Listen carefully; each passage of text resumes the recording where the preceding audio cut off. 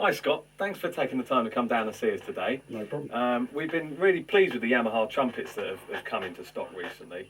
I know that Yamaha's always been synonymous with sort of consistency and quality and good intonation. You know what you get, but it really seems at the moment that you're talking and working with the right people and making some actually exciting trumpets that are also well made. So, I mean, we've been really impressed with them. We've sold quite a few, and the customers seem really interested. But we thought if you'd be kind enough to give us some sort of technical spec on the range as it stands, it might be of interest to some people and our customers. So, I think this first we're going to look at the Bobby Shew Custom. Yeah, Bobby Shew Custom. Bobby Shew's obviously been a Yamaha artist for a considerable length of time now. There was a model prior to this one. This is the 8310Z. So this was the sort of second stage development of Bobby Shew's horn.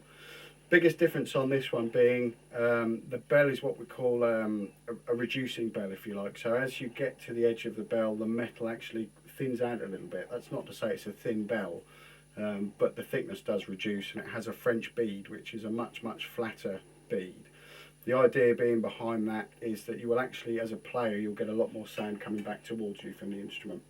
So it'll still project nicely, but the player can actually get some more back from it. Essentially, it's a trumpet that gets progressively bigger as it works its way through the instrument. So it's got quite a tight lead pipe, quite a tight venturi on it.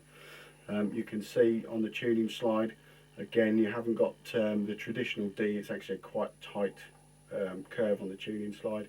But as you go through the valve block, the instrument opens out and gets a bit bigger.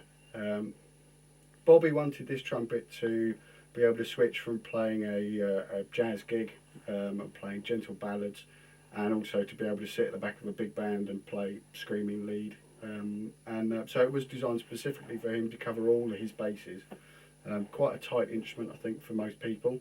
So if you're a very efficient player, it should suit you brilliantly.